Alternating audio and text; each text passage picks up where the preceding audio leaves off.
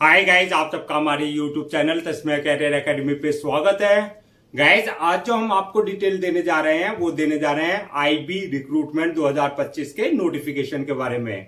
IB यानी कि intelligence bureau ने जूनियर इंटेलिजेंस ऑफिसर्स की 394 वैकेंसीज के लिए अपना नोटिफिकेशन जारी किया है। अगर आप भी इन वैकेंसीज के लिए अप्लाई करना चाहते हैं तो गाइज ये वीडियो आपके लिए बहुत ज्यादा इंपॉर्टेंट है, क्योंकि इस वीडियो में हमने पूरा डिटेल में बताया कि क्या मिनिमम क्वालिफिकेशन मांगी गई है, क्या आपका सिलेक्शन प्रोसेस रहेगा, लास्ट डेट अप्लाई करने की कब है और ऑनलाइन जाकर के कैसे आपको रजिस्ट्रेशन और फॉर्मेलिटीज पूरी करनी होगी।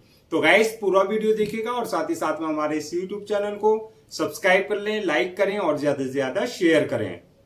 तो गाइस सबसे पहले बात करते हैं इनकी ऑफिशियल पोर्टल्स की। इनकी जो ऑफिशियल पोर्टल है नंबर 1 पे जो है वो है www.mha.gov.in और दूसरा जो इनका पोर्टल है वो है एनसीएस पोर्टल। वो जो है आपका www.ncs.gov.in। इनमें से किसी एक पोर्टल पर जाकर के आपको अपना रजिस्ट्रेशन और फॉर्मेलिटीज पूरी करनी होगी। रिक्रूटमेंट अथॉरिटी जो रहेगी आपकी आईबी रहेगी, यानी कि इंटेलिजेंस ब्यूरो रहेगी, जो कि आपकी आती है under the ministry of home affairs, government of India के अंडर में ये आती है।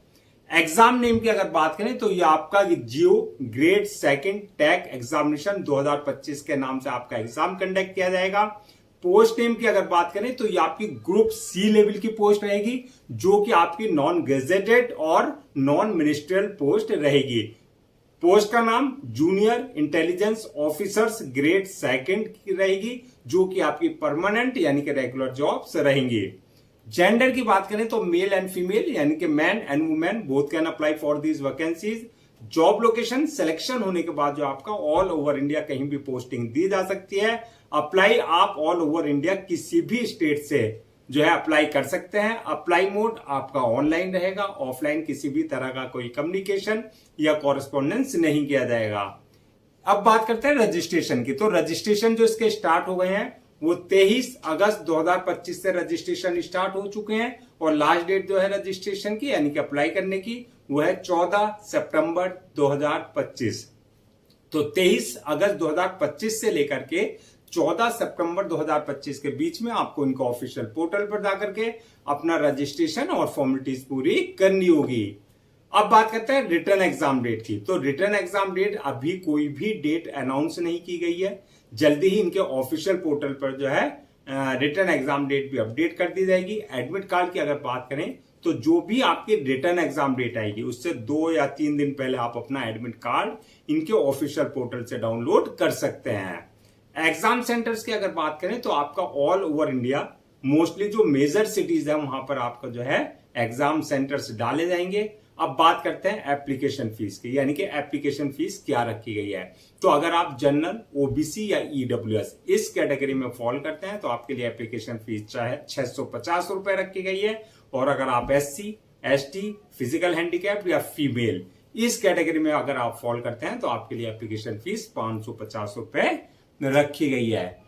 पेमेंट मोड की अगर बात करें तो ये आपका जो है ऑनलाइन रहेगा, यानी कि at the time of registration आप अपने debit card, credit card, net banking, UPI, IMPS ये जो भी पेमेंट गेटवे वहां पर है उसके थ्रू आप अपनी एप्लीकेशन फीस डिपॉजिट कर सकते हैं। अब नेक्स्ट बात करते हैं कि आपका क्वालिफिकेशन क्या मांगी गई है, यानी कि एलिजिबिलिटी क्राइटेरिया क्या रखा गया है। तो इसमें क्वालिफिकेशन जो मांगी गई है इंजीनियरिंग डिग्री या डिप्लोमा इन रिलेवेंट फील्ड में फ्रॉम रिकॉग्नाइज्ड बोर्ड और इंस्टीट्यूशन से, यानी कि आपने इंजीनियरिंि डिग्री या डिप्लोमा ले रखा हो इंजीनियरिंग में रिलेवेंट ब्रांच में, जैसा आपका बीएससी इन रिलेवेंट सब्जेक्ट्स में, बीसीए यानी कि बैचलर ऑफ कंप्यूटर एप्लीकेशन, या इंजीनियरिंग डिग्री या डिप्लोमा यानी कि आपका बीटेक वगैरह भी कर रखा है तो आप इन वैकेंसीज के लिए अप्लाई कर सकते हैं।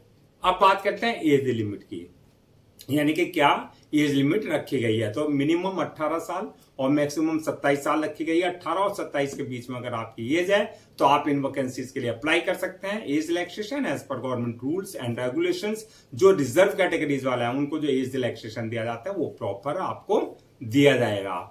अब बात करते हैं सिलेक्शन जो होगा आपका किस बेसिस पे होगा, यानी कि सिलेक्शन प्रोसेस क्या रखा गया है।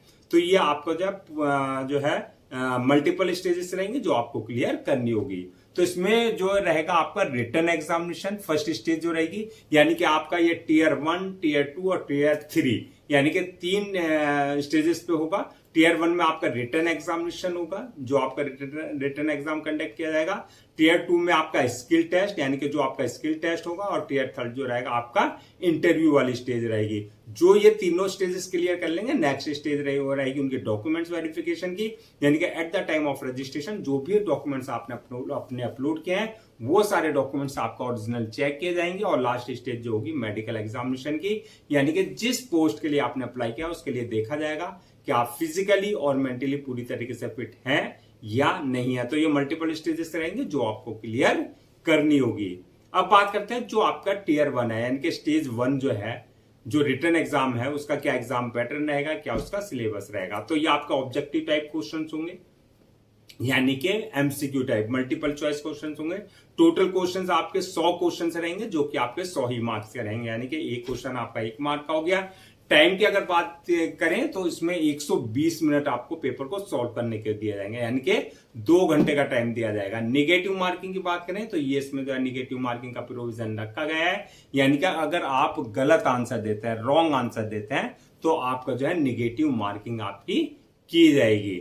अब बात करते हैं सिलेबस की, यानी कि जो टीयर 1 का आपका सिलेबस है वो कहां से क्वेश्चंस पूछे जाएंगे। तो इसमें 25% जो आपका क्वेश्चंस पूछे जाएंगे वो जनरल मेंटल एबिलिटी से क्वेश्चंस होंगे, और 75% क्वेश्चंस होंगे वो होंगे आपकी प्रोफेशनल नॉलेज, यानी कि जो आपका क्राइटेरिया रखा गया है, जो आपकी एजुकेशनल बैकग्राउंड है उससे रिलेटेड आपके जो है प्रोफेशनल यानी कि टेक्निकल क्वेश्चन जो आपका पूछे जाएंगे। जो टीयर 1 क्लियर कर लेंगे, टीयर 2 में आपका स्किल टेस्ट रहेगा, यानी कि स्किल टेस्ट में जो आपका practical based and technical in nature में, यानी कि ये आपका 30 मार्क्स का रहेगा, ये प्रैक्टिकल रहेगा आपका स्किल टेस्ट का। और टीयर 3 यानी कि आपका इंटरव्यू, यानी कि आपका पर्सनैलिटी एंड एप्टीट्यूड असेसमेंट जो आपका इसमें जज किया जाएगा, चेक किया जाएगा। तो ये आपका रहेगा, और जो है ये आपका एग्जाम पैटर्न और सिलेबस हो गया टीयर 1, टीयर 2 और टीयर 3 का।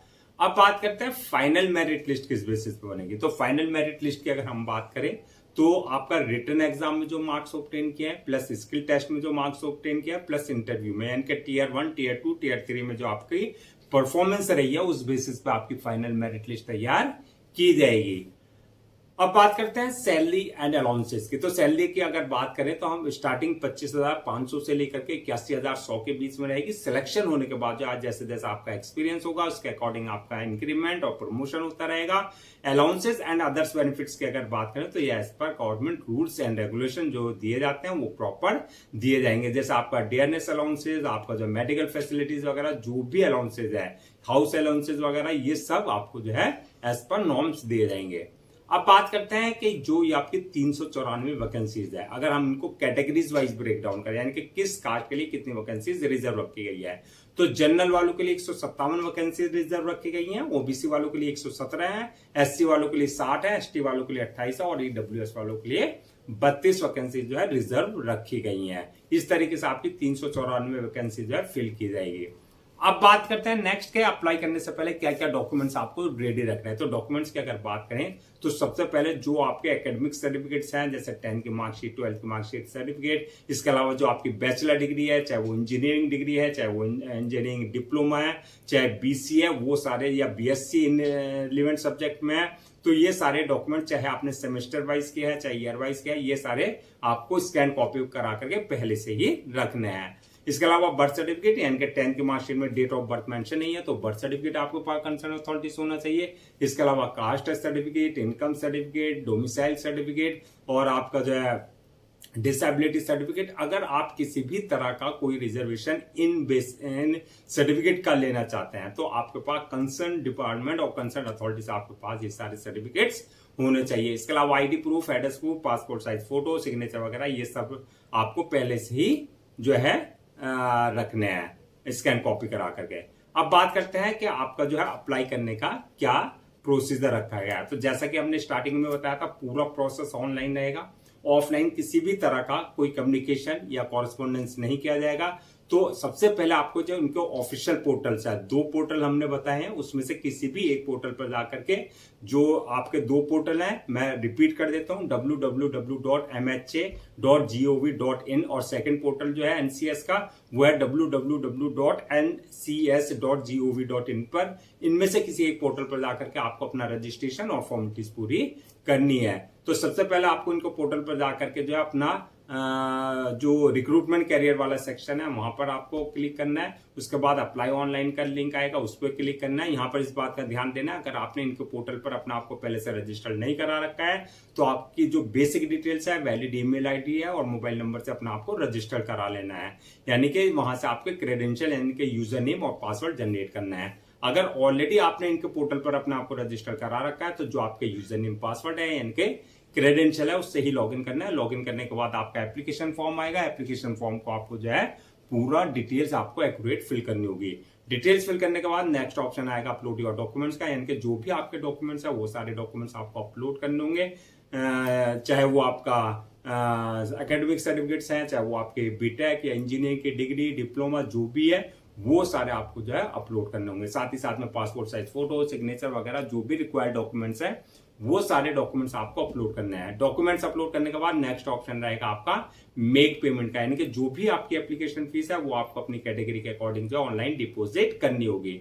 एप्लीकेशन फीस डिपोजिट करने के बाद नेक्स्ट ऑप्शन रहेगा फॉर्म को अपलोड करने का, यानी कि सबमिट करने का। फॉर्म को अपलोड करने से पहले एक बार रिव्यू वाले ऑप्शन में जाकर के पूरा फॉर्म का रिव्यू कर लें और रिव्यू करने के बाद फॉर्म को सबमिट कर दें, और सबमिट करने के बाद उसकी 1 या 2 कॉपी जो है प्रिंट आउट जरूर ले लें for your future reference, so that आपके पास एक हार्ड कॉपी के रूप में एक ऑफिशियली रिकॉर्ड आपके पास हो जाए। तो गाइस ये थी आपकी इंटेलिजेंस ब्यूरो रिक्रूटमेंट 2025 के नोटिफिकेशन के डिटेल्स, जो कि आपकी जियो यानी कि जूनियर इंटेलिजेंस ऑफिसर्स ग्रेड 2 की टैग में जो आपकी भर्ती की नोटिफिकेशन जारी की गई थी। आई होप आपके सारे डाउट्स क्लियर हो गए होंगे। अगर अब भी आपको किसी तरह का कोई डाउट है, क्वेरी है, कंफ्यूजन है तो आप हमसे कमेंट सेक्शन में पूछ सकते हैं, हम उसका रिप्लाई जरूर देंगे।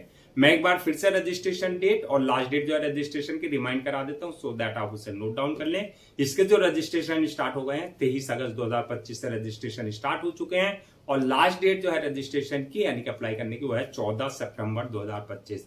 तो 14 सितंबर 2025 से पहले पहले आपको उनका ऑफिशियल पोर्टल पर जाकर के अपना रजिस्ट्रेशन और फॉर्मेलिटीज पूरी कर लेनी है। गाइस हम आपके लिए जितने भी गवर्नमेंट जॉब्स हैं, गवर्नमेंट एग्जाम्स हैं, उससे रिलेटेड जितने भी अपडेट्स होते हैं उस पर वीडियो से लेकर के आते हैं। इसके साथ साथ जो है प्रॉपर कैरियर गाइडेंस पर आपके लिए वीडियो से लेकर के आते हैं। अगर आप भी चाहते हैं कि आपको प्रॉपर कैरियर गाइडेंस मिलती रहे, साथ ही साथ में आपको गवर्नमेंट जॉब्स और गवर्नमेंट एग्जाम्स के पूरे अपडेट्स मिलते रहे, तो आप लोगों से मेरी रिक्वेस्ट है आप हमारे इस यूट्यूब चैनल को सब्सक्राइब कर लें, लाइक करें और ज्यादा से ज्यादा शेयर करें।